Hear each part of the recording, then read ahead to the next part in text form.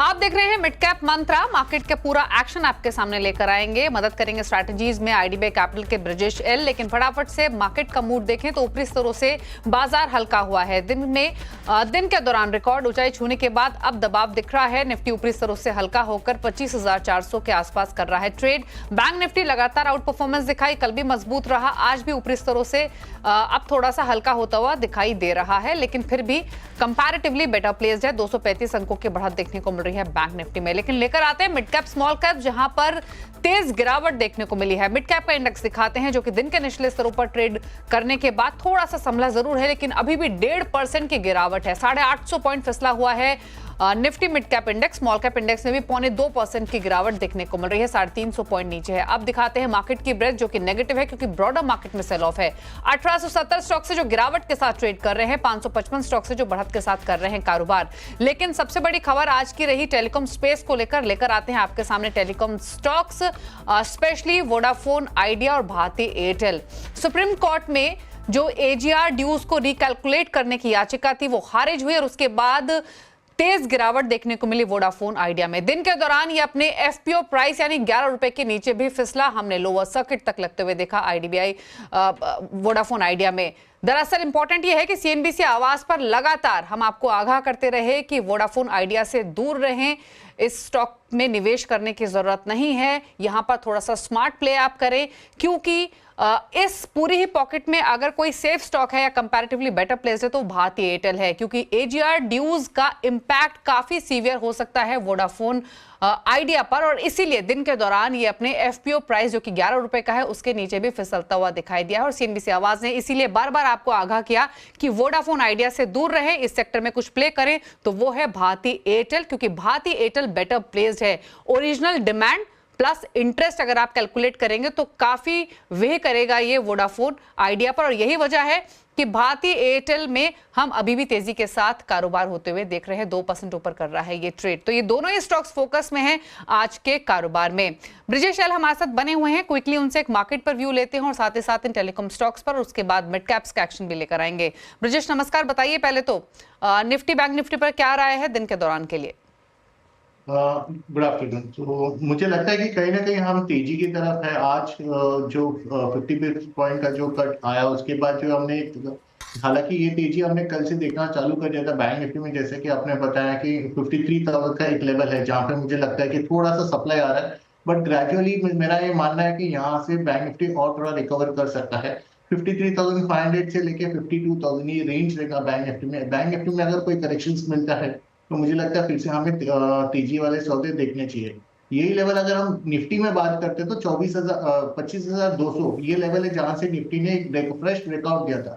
तो जब तक 25,200 के ऊपर सस्टेन कर रहा है निफ्टी, मुझे लगता है हम तेजी की तरफ ही ट्रेड कर रहे हैं। आज थोड़ा वॉलेटिलिटी थोड़ा ज्यादा है, बट देन मेरा मानना है कि 25,400 या 25,300 के आसपास आ रहा है, तो इसमें हम फिर से अपॉर्चुनिटी निफ्टी में देख सकते हैं।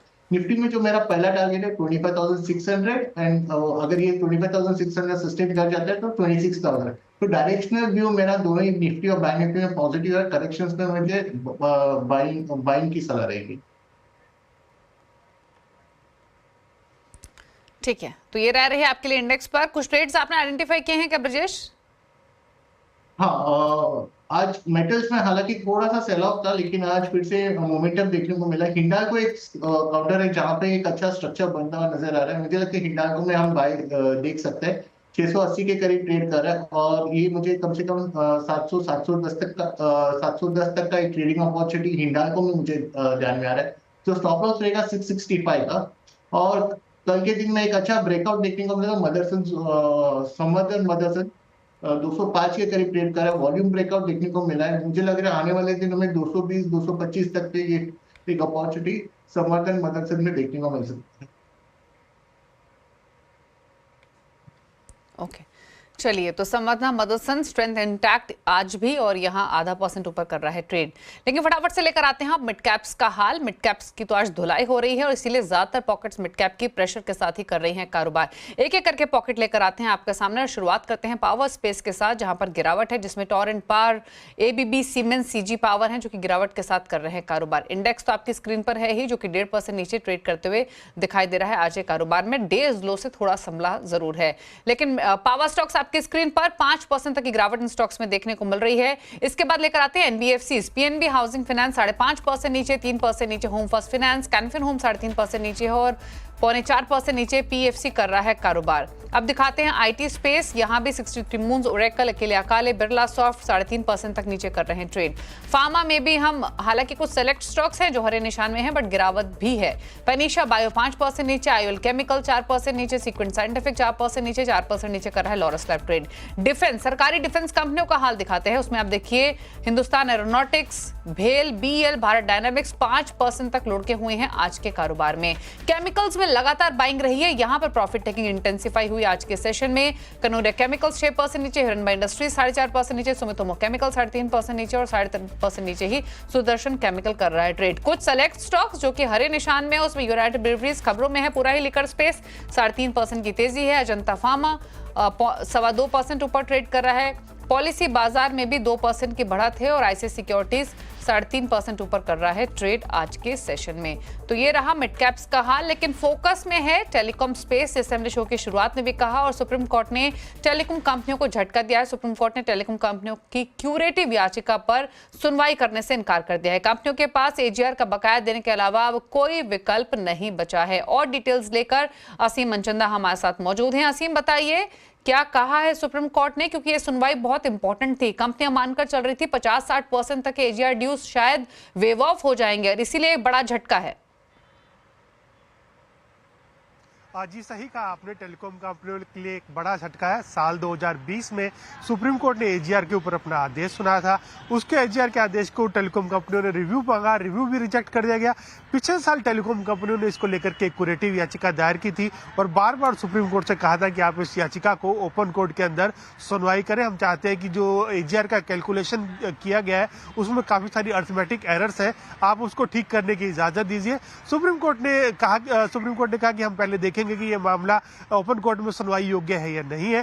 तो 2 हफ्ते पहले इस मामले की सुनवाई सुप्रीम कोर्ट ने अपने चैम्बर्स में की थी और सुप्रीम कोर्ट ने उस क्यूरेटिव याचिका को सुनने से इनकार कर दिया। सुप्रीम कोर्ट ने कहा कि हमें नहीं लगता कि ये मामला सुनवाई के योग्य है। तो अब इसका क्या असर पड़ेगा टेलीकॉम कंपनी के ऊपर? टेलीकॉम कंपनियों को अपने एजीआर का पूरा बकाया चुकाना पड़ेगा, उनको कोई भी राहत नहीं मिलेगी। टेलीकॉम कंपनी उसके ड्यूज के बारे में बात करूं तो करीब 1 लाख करोड़ रुपए से ज्यादा के ड्यूज फिलहाल टेलीकॉम कंपनियों के बकाया है। वोडाफोन आइडिया के करीबन 70,348 करोड़ रुपए के आसपास का ड्यू बकाया है, जबकि ये एयरटेल के लिए फिगर 35,000 करोड़ से लेकर के 40,000 करोड़ रुपए के बीच में हो सकती है। तो टेलीकॉम कंपनियों को अभी सरकार ने 4 साल का मोरेटोरियम दिया हुआ है, 2025 में मोरेटोरियम खत्म हो रहा है। तो ठीक टेलीकॉम कंपनियों को मोरेटोरियम खत्म होने के बाद ये रकम चुकानी पड़ सकती है किस्तों के अंदर। अगले 5 सालों के अंदर टेलीकॉम कंपनियों को किस्तों के अंदर ये रकम देनी पड़ेगी। तो सीधे से टेलीकॉम कंपनियां जो राहत की उम्मीद कर रही थी कि उनको किसी तरह की राहत मिलेगी, एजीआर ड्यूज कम हो जाएंगे, वो उम्मीद अब खत्म हो गई है। अब उनको ये पैसा सरकार को देना होगा। ओके, शुक्रिया असीमी डिटेल्स बताने के लिए। तो बकाया तो चुकाना होगा ही, लेकिन जैसे हमने पहले भी कहा कि ज्यादा दिक्कत की स्थिति है वोडाफोन आइडिया के लिए। भारतीय एयरटेल फिर भी बेटर प्लेस्ड है। रुक रहे हैं एक ब्रेक के लिए, ब्रेक के उस पर बात करेंगे एनटीपीसी की। दरअसल एनटीपीसी की subsidiary company NTPC green energy के आईपीओ को अप्रूवल मिला है। लेकर आएंगे इस आईपीओ से जुड़ी हुई तमाम डिटेल्स एक छोटे से ब्रेक के बाद।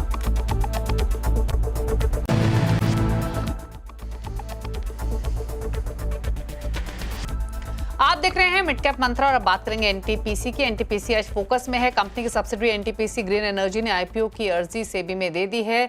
10,000 करोड़ का ये आईपीओ हो सकता है और इस इशू की और डिटेल्स लेकर यतिन मोता हमारे साथ मौजूद हैं। यतिन, बताइए ग्रीन एनर्जी आईपीओ के बारे में। देश की सबसे बड़ी रिन्यूएबल कंपनी एनटीपीसी ग्रीन का आ रहा आईपीओ 10,000 करोड़ रुपए जुटाने की योजना के साथ एनटीपीसी ग्रीन ने अपने आरएचपी पेपर्स एक्सचेंजेस पे फाइल कर दिए हैं। इंटरेस्टिंग बात यह है कि इसमें से एक पूरा फ्रेश इशू जो है वो बाजार में लाया जाएगा और शेयर होल्डर्स जो एनटीपीसी के उनके लिए भी एक कोटे का प्रावधान है। जहां तक कि आईपीओ यूटिलाइजेशन का सवाल है, लगभग 7,500 करोड़ 10,000 करोड़ में से कर्ज चुकाने में जाएंगे, बैलेंस शीट मजबूत करने में जाएंगे और बैलेंस है जो प्रोजेक्ट एग्जीक्यूशन में यूज करेगी कंपनी। ऑपरेटिंग पोर्टफोलियो देखे कंपनी का तो 3,000 मेगावाट से ज्यादा सोलार प्रोजेक्ट्स ऑपरेशनल है और 100 मेगावाट के कंपनी के विंड प्रोजेक्ट्स ऑलरेडी ऑपरेशनल है। लेकिन सबसे इंटरेस्टिंग बात कि लगभग 25,000 मेगावाट की कंपनी की तैयारी है प्रोजेक्ट्स एग्जीक्यूट करने की एमओयू स्टेज पे, कोई एग्जीक्यूशन स्टेज पे, कोई एलओआई स्टेज पे आपको दिखाई पड़ रहा है। अगले 3 साल का कंपनी का स्टेटेड टारगेट है लगभग 16,000 मेगावाट्स की कैपेसिटी को ऑपरेशनलाइज करना, लेकिन FY32 तक कंपनी की योजना है कि 60 गीगावाट तक सोलार और विंड प्रोजेक्ट्स को ऑपरेशनलाइज किया जाए, हाइड्रो प्रोजेक्ट्स को ऑपरेशनलाइज किया जाए। जहां तक कि क्रिसिल का सवाल है, क्रिसिल को लगता है कि अगले 3 से 5 सालों में सोलार और विंड प्रोजेक्ट्स की ज़बरदस्त कैपेसिटी एडिशन हो सकती है। लगभग 250 गीगावाट यहाँ ऑपरेशनलाइज करने की योजना सरकार और सरकारी कंपनीज और प्राइवेट कंपनीज से आती हुई नजर पड़ेगी, जहां एनटीपीसी ग्रीन एक बड़ा नाम उभर के आ रहा है। जहां तक कि कंपनी की ऑपरेशनल कैपेसिटीज का सवाल है, बहुत ही ज़बरदस्त एबिटा मार्जिन के साथ कंपनी ने FY24 के रिजल्ट्स दिए। 2000 करोड़ की लगभग आय और लगभग 1750 करोड़ का एबिटा एनटीपीसी ग्रीन का FY24 में रहा।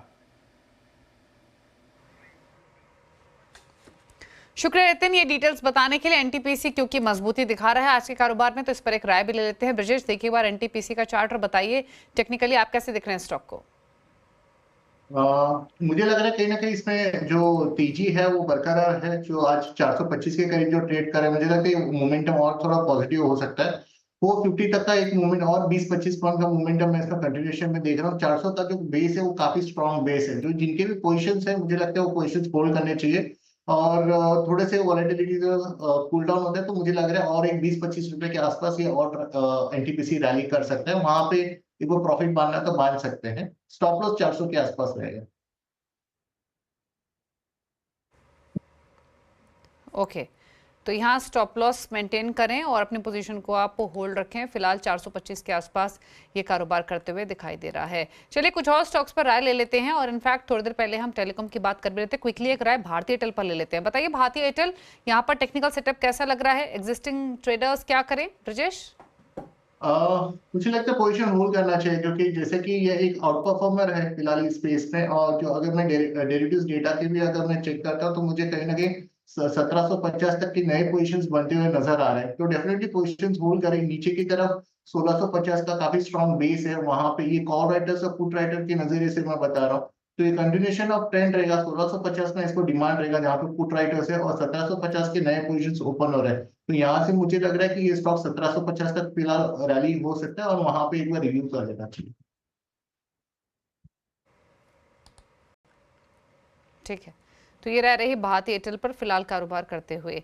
चलिए कुछ और ट्रेड्स लेकर आते हैं और राय ले लेते हैं यूनाइटेड ब्रिवरीज पर। यूनाइटेड ब्रिवरीज 3.25% ऊपर, खबरों का इंपैक्ट है ऑल्दो, पर स्टॉक में स्ट्रेंथ दिख रही है। 2116 पर कर रहा है कारोबार। बताइए क्या राय आपकी यूनाइटेड ब्रिवरीज पर? मुझे लग रहा है इसमें मोमेंटम पॉजिटिव है, तो जिनके भी पोजीशन है वो होल्ड करने चाहिए। आज की जो एक इसमें जो बाउंस देखने को मिला है वो काफी स्ट्रॉन्ग बाउंस है। इसके चलते एक नियर टर्म में 22,200 तक के एक लेवल्स ओपन होते हुए नजर आ रहा है। राउंडिंग स्ट्रक्चर बना है टेक्निकल में। आज वॉल्यूम्स है, हालांकि ये वॉल्यूम्स न्यूज के चलते हैं, बट देन ये सस्टेन होता है। आज का डे पॉजिटिव क्लोज होता है, तो 2200 तक के लेवल्स इसमें हमें देखने को मिल सकते हैं। ओके, चलिए ये राय रही यूबीएल पर। रुक रहे इसी के साथ एक ब्रेक के लिए और ब्रेक के उस पर कुछ और स्टॉक्स पर आपके लिए व्यू लेकर आएंगे। ब्रजेश आपका शुक्रिया शो में आने के लिए, अपनी स्ट्रैटेजीज बताने के लिए। ब्रेक के उस पर कुछ और खबरें, खिलाड़ी नंबर 1 का अपडेट, कल वापस आते हैं।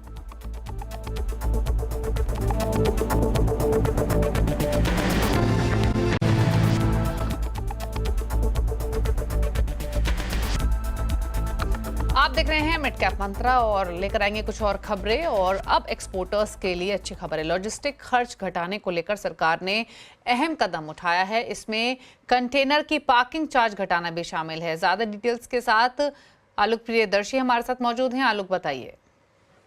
बिल्कुल, देखिए जो एक्सपोर्टर और इंपोर्टर के लिए जो एक समस्या है, खासतौर से फ्रेट चार्जेस, उसको लेकर सरकार ने आज एक बड़ा फैसला किया है। आज शिपिंग मंत्रालय, वित्त मंत्रालय, एविएशन मंत्रालय, तमाम मंत्रालयों के साथ जो संबंधित मंत्रालय हैं उनके साथ एक बड़ी बैठक वाणिज्य मंत्री पीयूष गोयल ने की और उसके बाद ये फैसला लिया कि जितने भी कंटेनर की इस वक्त शॉर्टेज चल रही है, जो फ्रेट चार्जेस बढ़े हुए हैं, उसको घटाने के लिए क्या क्या कदम उठाए जाने चाहिए। तो सबसे पहले जो नंबर 1 कदम उठाया गया है वो है कि जो खाली कंटेनर होते हैं उसका 90 घंटे के बाद उनका फ्रेट चार्जेस लगने लगता है। तो लिहाजा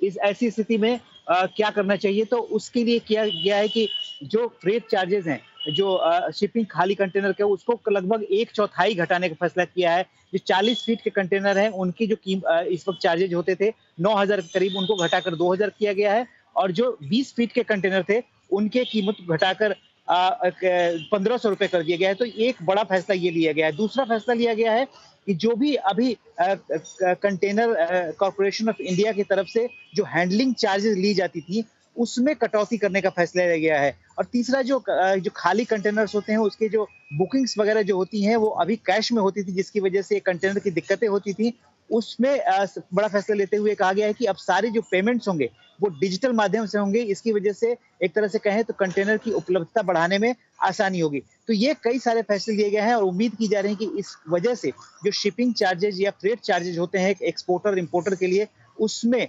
कटौती करने में काफी मदद मिलेगी। और पीयूष गोयल ने इस बात को बताया अभी कि जो कुछ फैसले पहले भी लिए गए हैं उसका असर दिखा है। फ्रेट चार्जेज में लगभग 20% की कमी आ चुकी है ऑलरेडी, और आने वाले दिनों में जो ये सब फैसले लिए गए हैं इससे करीब 30% तक और फ्रेट चार्जेज हैं वो घट सकती हैं। तो कुल मिलाकर ये बड़ा कदम खासतौर से जो एक्सपोर्ट इंपोर्ट सेगमेंट है और एक्सपोर्टर इंपोर्टर है उनके लिए सरकार की तरफ से आज दिया गया है। शुक्रिया आलोक की डिटेल्स बताने के लिए। आगे बढ़ेंगे, कैलेंडर 1 का अपडेट लेकर आते हैं। इस हफ्ते फिनबर्ग मैनेजमेंट की मधु बंसल, प्रतिफिन मार्ट के हरीश जुजारे और एमके ग्लोबल के कपिल शाह के बीच में मुकाबला है। दिखाते हैं रिटर्न की स्थिति, लीड कर रहे हैं हरीश जुजारे 3% रिटर्न के साथ। मधु का पोर्टफोलियो फ्लैट है, 8.5% के नेगेटिव रिटर्न दे रहा है कपिल शाह का पोर्टफोलियो। इसी के साथ एक ब्रेक उस पर अब देखिए न्यूयॉर्क कंपनी में आज हम बातचीत करेंगे SMIFS के रिसर्च हेड शरद अवस्थी से। नमस्कार।